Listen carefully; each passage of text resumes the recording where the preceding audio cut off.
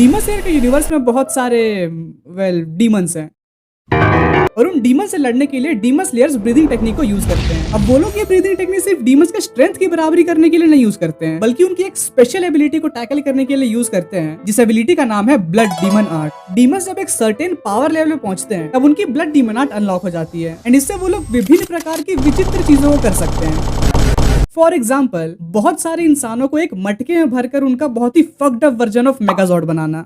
अब ये blood demon arts हर एक डीमन के हिसाब से अलग तरह की होती हैं, जो कि उनके पास पर्सनालिटी, हॉबीज एंड ऑक्यूपेशन पे बेस्ड रहती हैं। अब यहाँ टोटल 32 या 33 ब्लड डीमन आर्ट्स है जो स्टोरी वाइज इंपॉर्टेंट है, जिन्हें मैं 2 वीडियो पार्ट्स में कवर करूंगा। सो सबसे पहले शुरुआत करते हैं उससे जिसने डीमंस का जेनेसिस किया था, मुजान किबुत्सुजी। अब डिटेल्स में जाओगे तो इसके ब्लड डीमन आर्ट के ऊपर एक अलग वीडियो बन जाएगी, इसलिए बिल्कुल शॉर्ट और सिंपल में बता देता हूँ कि वो है क्या। मुजान का ब्लड डीमन आर्ट है बेसिकली अमीबा। जैसे अमीबा का कोई स्पेसिफिक शेप या फॉर्म नहीं होता है, वैसे ही मुजान का भी कोई भी आकार नहीं है। वो कोई सा भी रूप धारण कर सकता है irrespective of gender and age. अपने बॉडी पार्ट से तरह तरह के वेपन्स बना सकता है, कहीं से भी आंख, कान, मुंह, नाक, दांत कुछ भी निकाल सकता है, लिटरली कुछ भी। टेक्निकल टर्म्स में इसकी एबिलिटीज को बायोकिनेसिस कहा जाता है। इसका मतलब है कि वो अपने बॉडी पार्ट्स को किसी भी तरह से मैनिपुलेट कर सकता है। और भी कुछ चीजें हैं इसके शरीर के बारे में जो मैं नहीं बताने वाला, बिकॉज वो नॉन मांगा रीडर्स के लिए मेजर स्पॉइलर हो जाएगा। बाकी इसके अलावा वो अपने ब्लड डीमन आर्ट से कुछ हद तक डीमंस को कंट्रोल भी कर सकता है और उनके माइंड को भी पढ़ सकता है एंड वो डीमंस के ऊपर मैजिकल स्पेल्स भी कास्ट कर सकता है, जिसके चलते अगर कोई डीमन डायरेक्टली उसका नाम ले ले तो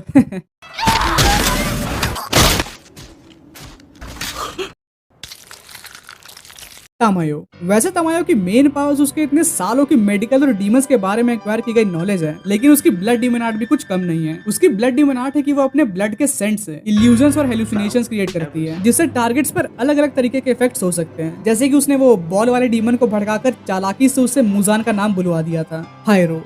मोस्ट प्रोबेबली ये लोग एनिमे में नहीं दिखाएंगे, बट मैंने इसे इंक्लूड किया बिकॉज मुझे इसकी एबिलिटी बहुत इंटरेस्टिंग लगती है। एंड नहीं, वो एग्जैक्टली वैसी नहीं है जो तुम्हें स्क्रीन पे दिख रही है। मतलब हाँ, ये बंदूकें तो प्रकट कर सकता है, बट वो उन्हें प्रकट करता है शैडोज से। बेसिकली इसकी ब्लड डीमन आर्ट है शैडो से कुछ भी रैंडम बुलशिट करना। मतलब ये उसने पॉकेट डायमेंशन क्रिएट करके उसके अंदर जितना चाहे उतना सामान भर सकता है एंड जब चाहे तब डोरेमोन के जैसे उसके अंदर से निकाल भी सकता है। इसके अलावा वो शैडो से वुल्फ वगैरह भी क्रिएट करता है एंड उन वुल्फ के अंदर से भी बंदूकें निकाल कर चलवा सकता है। मैंने बोला था ना, बहुत इंटरेस्टिंग एबिलिटीज है इसकी, but I don't think so ये लोग इसे एनिमे में दिखाएंगे, बिकॉज रेंगोकू की पॉपुलैरिटी और फैन बेस को देखते हुए उसके पास रिलेटेड कुछ स्पेशल चैप्टर रिलीज की गई एंड ये डीमन उसी चैप्टर में अपीयर हुआ था। उन्हीं स्पेशल चैप्टर्स में एक और डीमन अपीयर हुआ था, फ्लूट डीमन, जिसकी ब्लड डीमन आर्ट थी कि वो फ्लूट के साउंड से तरह तरह के इफेक्ट्स क्रिएट करता था, जैसे कि नर्वस सिस्टम को फेल करना, वुल्फ को कंट्रोल करना, एटसेट्रा एटसेट्रा। नर्वस सिस्टम को फेल करने से मेरा मतलब है कि अगर कोई इसके फ्लूट के साउंड को सुन ले तो फिर जब वो पैर मूव करने की कोशिश करेगा तो उसका सर मूव होगा, या फिर राइट हैंड मूव करने की कोशिश करेगा तो लेफ्ट पैर मूव होगा। इसी तरह की और भी वियर्ड चीजें।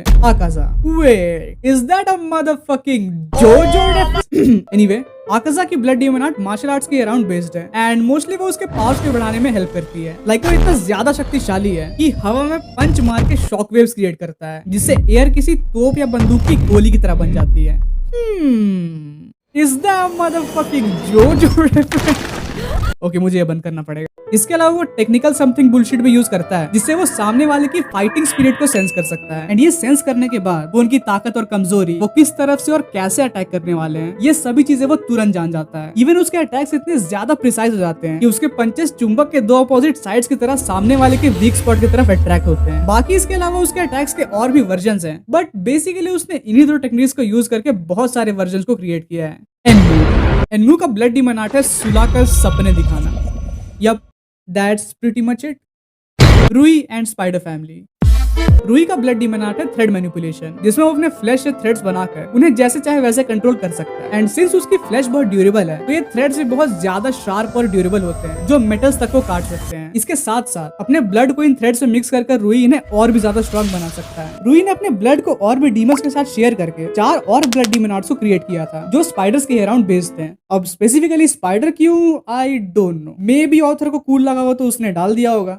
जरूरी नहीं है कि दुनिया में हर एक चीज सेंस बनाए, कभी कभी मौज मस्ती भी कर लेनी चाहिए। एनीवे, ये ब्लड डीमन आर्ट्स डिवाइड हुए थे 4 डीमंस में, मदर, सन, सिस्टर और फादर। मदर स्पाइडर की ब्लड डीमन आर्ट थी लोगों को थ्रेड से जोड़ के उन्हें कठपुतली की तरह नचाना। सन स्पाइडर की पावर थी जहर इंजेक्ट करके वो टॉय स्टोरी के टॉय जैसे फक्ड अप ह्यूमनॉइड स्पाइडर्स बनाना। सिस्टर स्पाइडर की पावर थी लोगों को ककून में डालकर उन्हें डिसॉल्व करना और फादर स्पाइडर की पावर थी और भी पावरफुल होना, योको। इसकी ब्लड डीमन आर्ट मेनली जल जीवन और मटके के अराउंड रिवॉल्व करती है। वेल, मैं इन्हें मटका बोल रहा हूँ, बट इनका टेक्निकल नाम है पर्सिलन वेज। पर्सिलन वेज या पॉटरी सबसे पुरानी जापानीज आर्ट फॉर्म में से एक है, एंड सिंस ग्योको खुद को आर्टिस्ट समझता है, मे बी इसलिए उसने इन मटकों को चुना होगा, बिकॉज वो इन मटकों को अपने फ्लैश से क्रिएट करता है और जितने चाहे उतने मटके बना सकता है। मोस्ट ऑफ द टाइम वो इन मटकों के ही अंदर रहना पसंद करता है, बिकॉज उसके पास पावर है कि वो एक मटके से दूसरे मटके में टेलीपोर्ट कर सकता है, एंड फिर वो किसी बहुत अगली जीनी की तरह उसके अंदर से बाहर निकलता है। ग्योको चाहे तो कुछ भी इन मटकों के अंदर ट्रैप कर सकता है, और ट्रैप करने के बाद वो उनके साथ कुछ भी कर सकता है, लिटरली कुछ भी। यही कुछ भी करने वाले एबिलिटी से उसने स्वॉर्ड स्मिथ विलेज में तरह तरह के वियर्ड एज फिश मॉन्स्टर से अटैक किया था। लाइक उनके पास लिटरली पैर थे, वो चल रहे थे जमीन पे, वो मछली है, मछली जमीन पे क्या हो रही है। और इन मछलियों के पास भी डिफरेंट टाइप्स की एबिलिटीज थी, लाइक पॉइजनस नीडल्स थूकना, मरने के बाद पॉइजन रिलीज करना, एटसेट्रा एटसेट्रा। इसके अलावा वो इन मटकों से ऑक्टोपस के टेंटिकल्स, 10,000 आदमखोर मछलियां जो कुछ भी सामने आए उसको चबा कर खत्म कर दे, एंड वाटर बबल प्रिजन, ये सब स्पॉन कर सकता है। मतलब वो लिटरली अपना मटका निकाल कर बोलता है रैंडम बुलशिट गो, एंड फिर मटके के अंदर से लिटरली कुछ भी निकल कर सामने वाले को मार सकती है।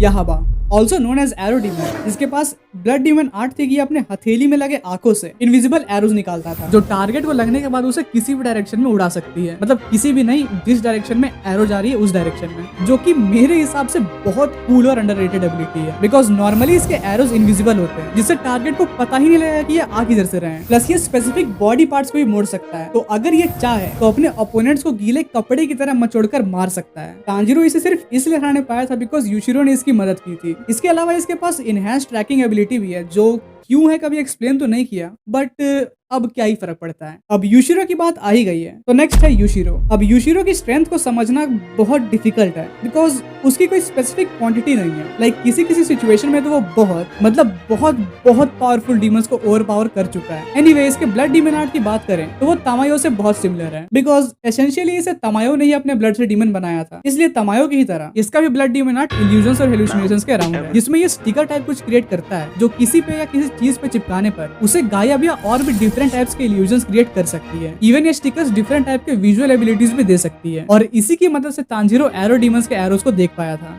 बाकी और एक्स्ट्रा एबिलिटीज की बात करें तो ये स्टिकर चिपका के काइंड ऑफ माइंड कंट्रोल भी कर सकता है, एंड इसके स्टिकर्स कम्युनिकेशन डिवाइस के भी तरह यूज किए जा सकते हैं। इसका मतलब है कि मान लो दो स्टिकर से ए और बी, जो कि आपस में इसके ब्लड डीमन आर्ट से कनेक्टेड है, तो उसके बाद जो ए देख रहा है वही सेम चीज बी को भी दिखेगी, एंड ए और बी आपस में बात भी कर सकते हैं। मैंने बोला था ना, इसकी पावर्स की कोई लिमिट नहीं है। इसे प्लॉट कन्वीनियंस के हिसाब से जो मन में आया सब दे दिया है। सस अमारू। इसकी ब्लड डीमन आर्ट है कि ये बहुत तेज बॉल मारती है।